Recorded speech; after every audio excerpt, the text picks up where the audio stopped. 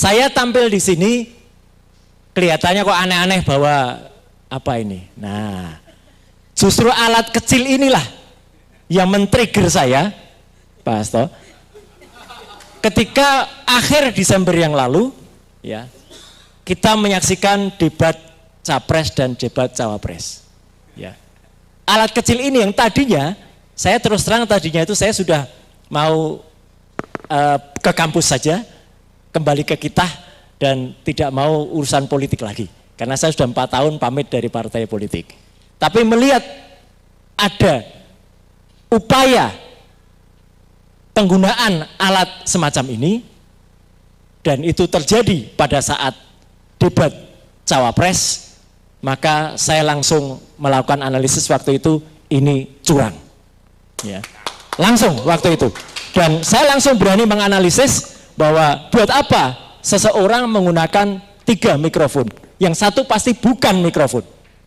Karena apa? Karena nggak perlu ada 3. Ada handheld, ada clip on, kenapa harus ada seperti ini? Dan alat ini bukan hanya berfungsi mikrofon, ini ada earphone-nya.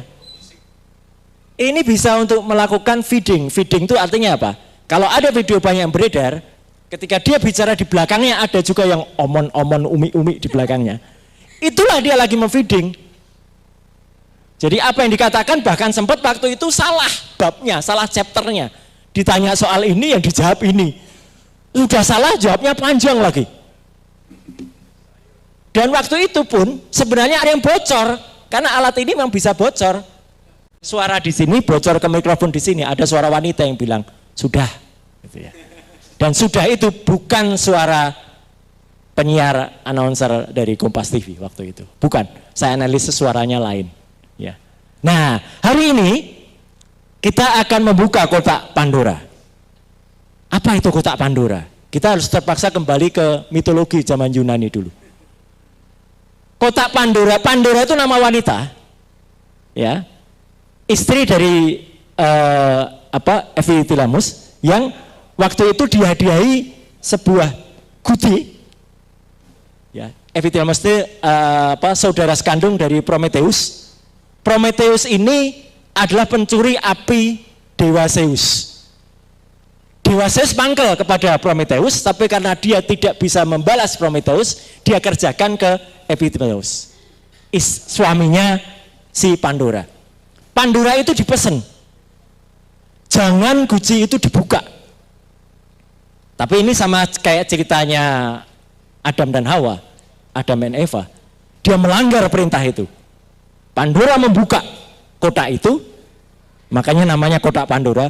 Dan di dalamnya berisi kejahatan, kecurangan, semua hal yang berbau jelek bagi umat manusia. Dan itulah Tuhan yang Maha Kuasa, Allah Subhanahu wa Ta'ala, menggariskan juga. Jadi hari ini kita buka kotak Pandora yang namanya Sirekap, sistem informasi rekapitulasi. Jadi bukan hal kebetulan kalau ternyata cerita ini, Pak Hasto, itu metodologinya sudah ada sejak zaman Yunani. Namanya kotak Pandora. Dan digunakan oleh APDI sebagai judul acara hari ini.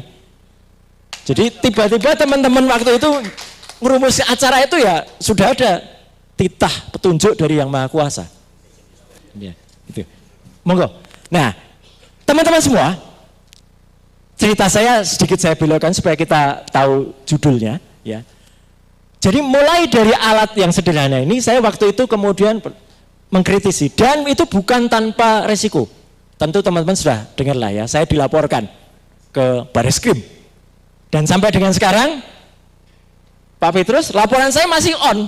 Dan bahkan mau dihidupkan lagi ketika kita waktu itu lapor ke Bareskrim dan laporan kami ditolak. Laporan saya besoknya diumumkan lagi, mau dijalankan lagi. Memang jahat betul itu, ya.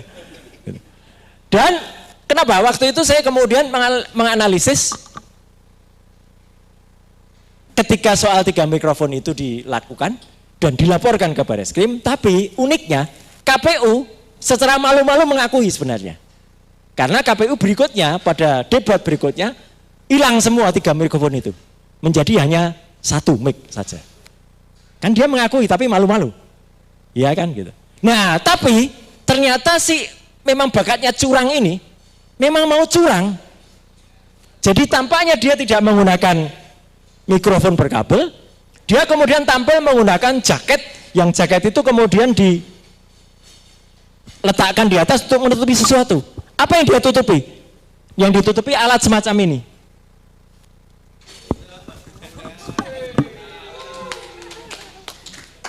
Ini adalah wireless neck headphone. Ini bisa dikoneksikan dengan headphone, disembunyikan di baliknya, dan bisa mendengar instruksi. Jadi sama saja, si Samsul itu masih tetap di feeding asam sulfat. Masih tetap di feeding. Hanya sayangnya waktu itu saya sudah usulkan, harusnya diperiksa sama Pas Pampres. Tapi Pas Pampres jawabannya, kami tidak berhak memeriksa anak presiden. Ya sama kayak MK. MK tidak berani mengundang kepala negara, tapi yang diundang adalah menteri-menterinya, gitu. Nah itu. Nah, jadi tadi sekali lagi presentasi dari Bu Leoni, Pak Anas dan juga Pak Yudi tadi luar biasa. Saya akan mulai dari awal. Jadi dengan demikian, mulai awal Januari, betul Mas Yudi, saya sudah mencermati ketika saya download program Sirekap, itu adalah staging version, versi 2.14 waktu itu, awal Januari. Saya langsung teriak, ini program yang masih staging, program yang masih beta, kok berani-beraninya di launching kepada masyarakat. Padahal itu dengan biaya besar. Nggak boleh teman-teman semua. Jadi ini satu poin. Nggak boleh program yang masih staging atau yang masih beta version itu dilepas kepada masyarakat. Apalagi kita tahu MOU pembuatannya sudah ada semenjak tahun 2021. Jadi KPU melakukan signing dengan ITB itu pada tahun 2021. Harusnya awal 2024 itu sudah jadi program, sudah dirilis dan sudah diaudit. Ini yang penting. Program harus beredar itu harus diaudit. Sudah pasti program staging itu tidak mungkin lolos audit.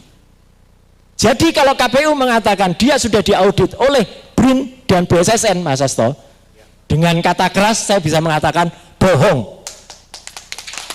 Makanya kalau dilihat nangis kan kemarin si Yudisinya waktu menyampaikan di depan. Dan BSSN ini tolong dicari, info yang kita dengar mengundurkan diri beberapa hari sebelum pelaksanaan pemilu sebagai technical assistance. Dan dia bukan auditor, dia hanya technical assistance BSSN itu. Jadi lain, technical assistant dengan auditor lain. Dan ini perlu dilihat karena ini masuk fakta-fakta hukum. Itu satu.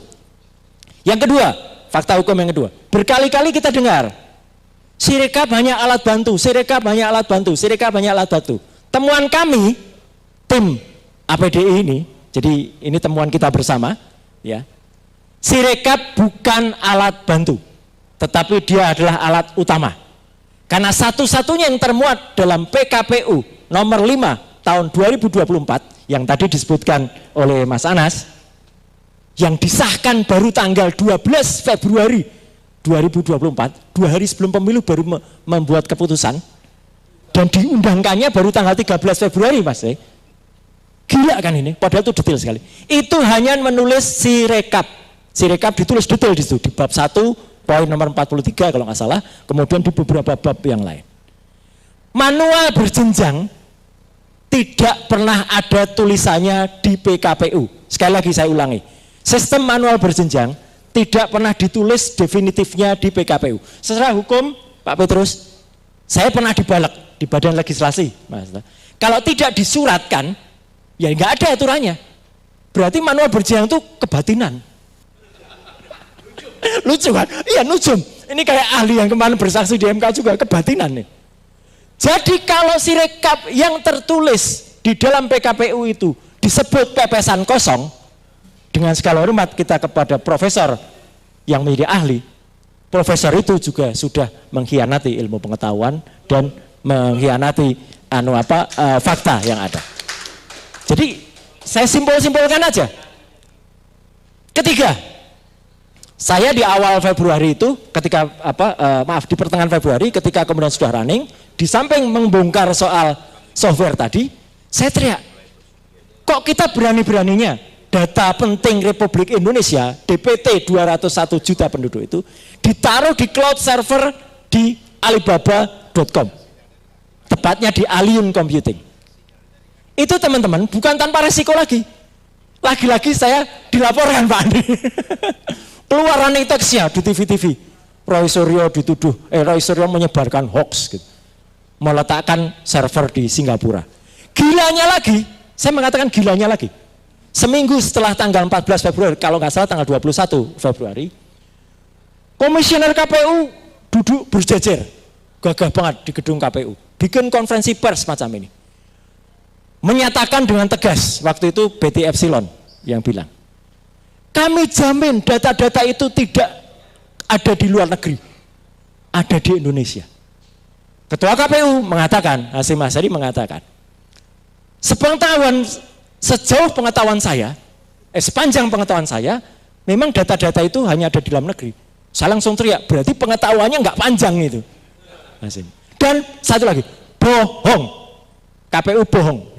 Karena jelas-jelas di luar negeri kok. Tapi ternyata kebohongan mereka itu memang sudah ada triki sebelumnya Pak Petrus.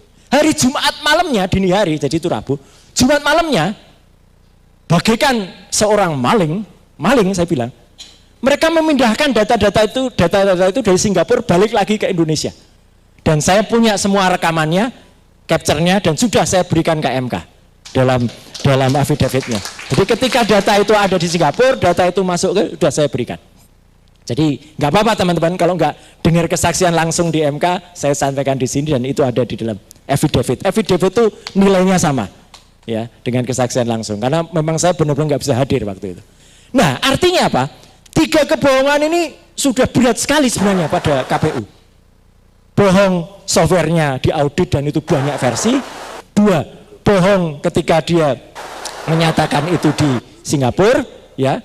Bohong berikutnya ketika kita temukan juga data-data itu ternyata ketika masuk itu sudah tadi pada sistem yang disampaikan oleh Mas Anas dan Mas Yudi tadi. Sudah ada ibaratnya kotaknya, sudah ada tempatnya. Angkanya sudah ditentukan sejak awal. Saya sejak awal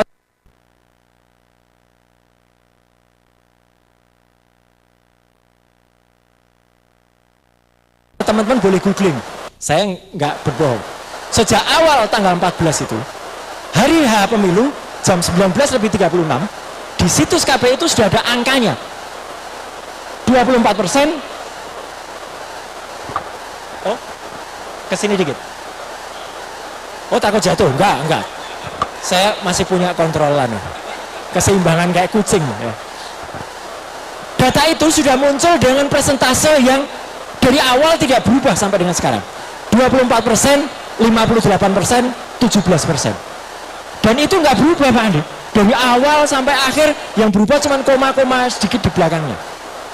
Jadi itu ada sebuah algoritma, automatic algorithm yang dipasang dengan perubahan-perubahan tadi. Jadi perubahan-perubahan software tadi memungkinkan dimasukkan apa? JSON script dimasukkan. Script yang memungkinkan untuk mengkontrol itu atau memasukkan data. Memungkinkan untuk memasukkan algoritma perhitungan yang mematok itu.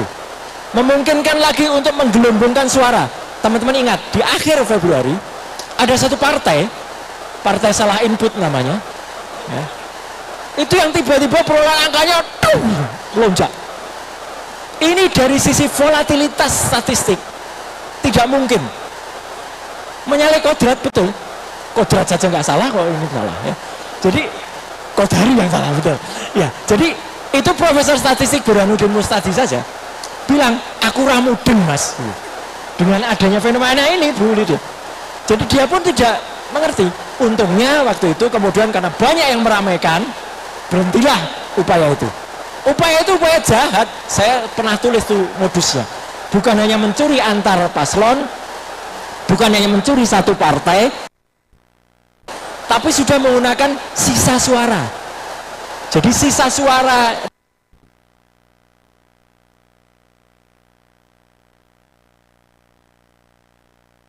di setiap TPS itu belum terbukti ada di mana-mana. Data-data seperti yang Mas Anas tampilkan tadi ada semacam itu. Jadi itu terbukti. Kesalahan kelima lagi, fakta kelima lagi apa?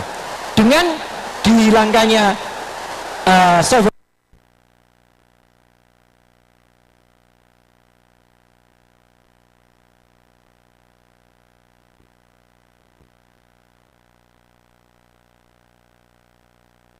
software tadi diubah, masih ada. Saya lihat fungsi itu masih ada untuk auto. Tapi ketika malah sudah versi berikutnya dihilangkan, akibatnya apa? Data-data tiap TPS bisa kemudian, kayaknya itu ya, mati. Data-data dari tiap TPS itu bisa, seperti tadi disampaikan Bu Leoni, dari 300, harusnya maksimal 300, jadi 700, jadi 900, jadi jeblok datanya, meledak. Dan itu tetap diinput semuanya. Ini yang menurut saya nggak masuk akal. Makanya ketika perhitungan yang diamini oleh Ketua KPU,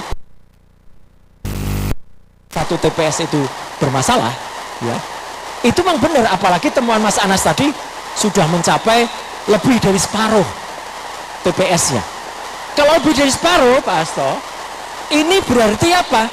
Masif, terstruktur, dan sistematisnya tercapai. Lihat, ingat hitungan saya dari awal tadi, iya kan? Ngawur, iya. Benar. Jadi ya dari awal memang sudah ada perencanaan. Software-software itu memang sudah dirancang untuk ngaco.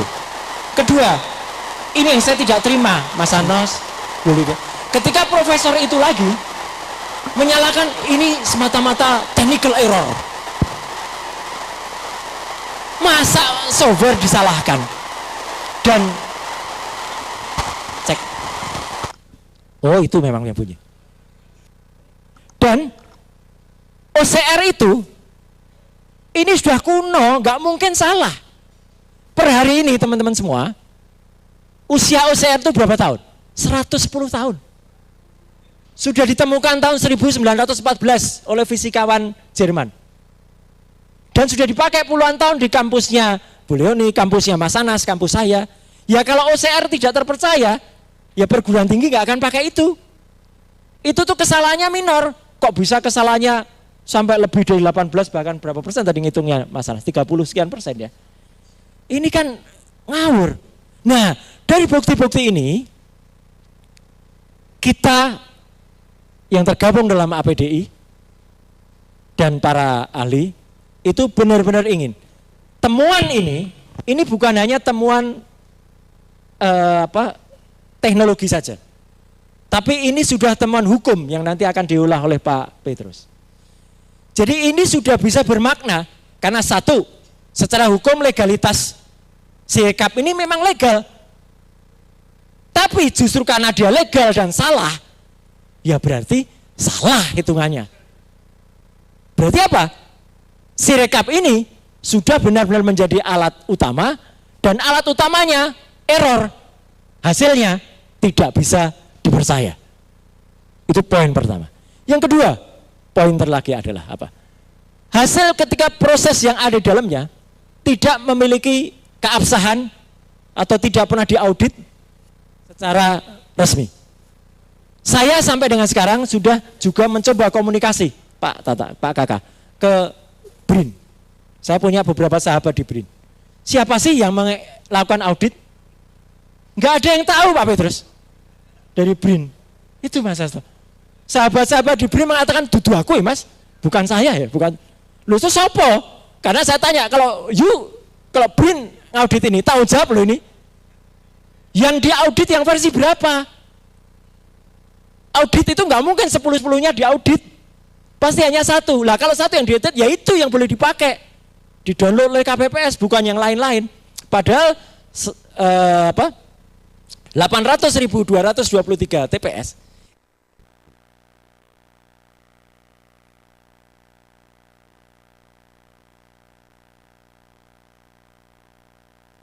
itu mendownload dalam versi yang berbeda-beda. Jadi ini secara sistem hukum tadi. Dan yang terakhir adalah KPU banyak sekali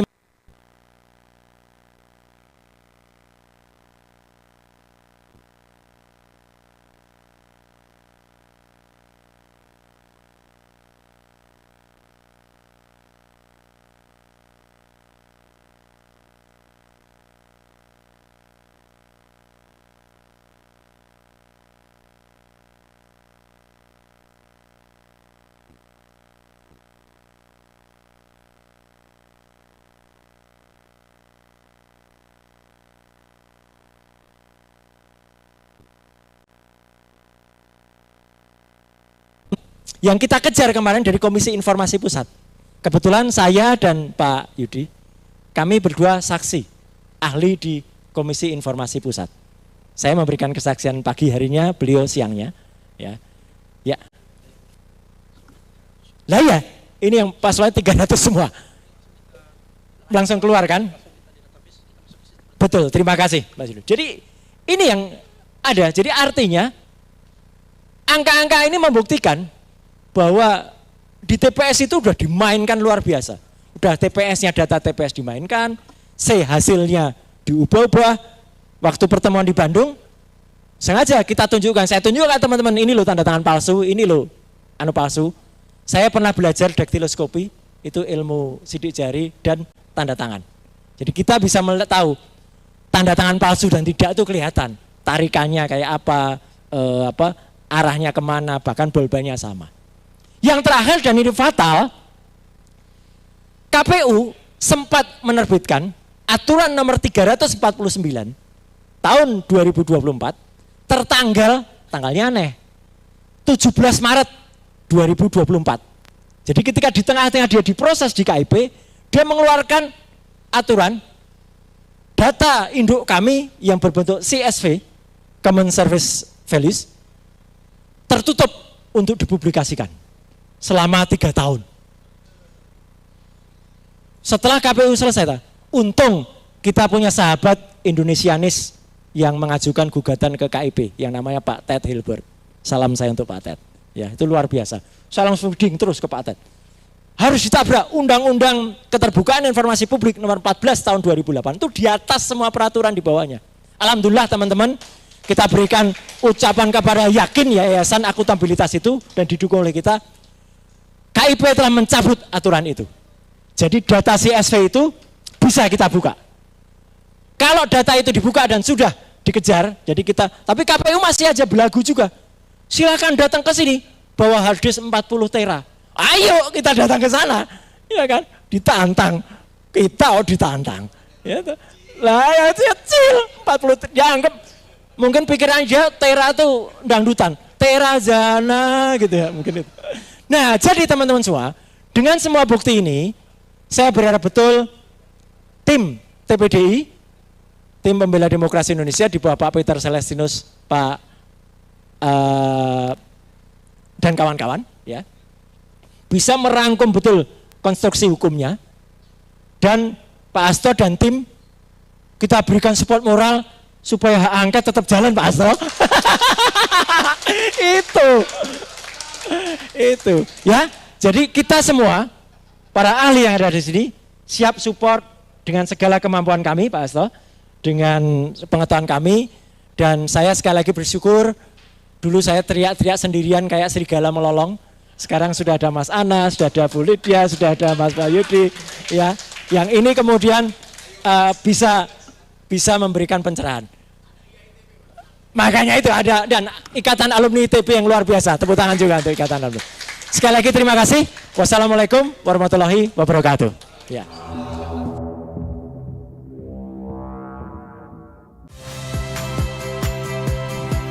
Saya Cynthia Rompas. Saksikan program-program Kompas TV melalui siaran digital, pay TV, dan media streaming lainnya. Kompas TV, independen, terpercaya.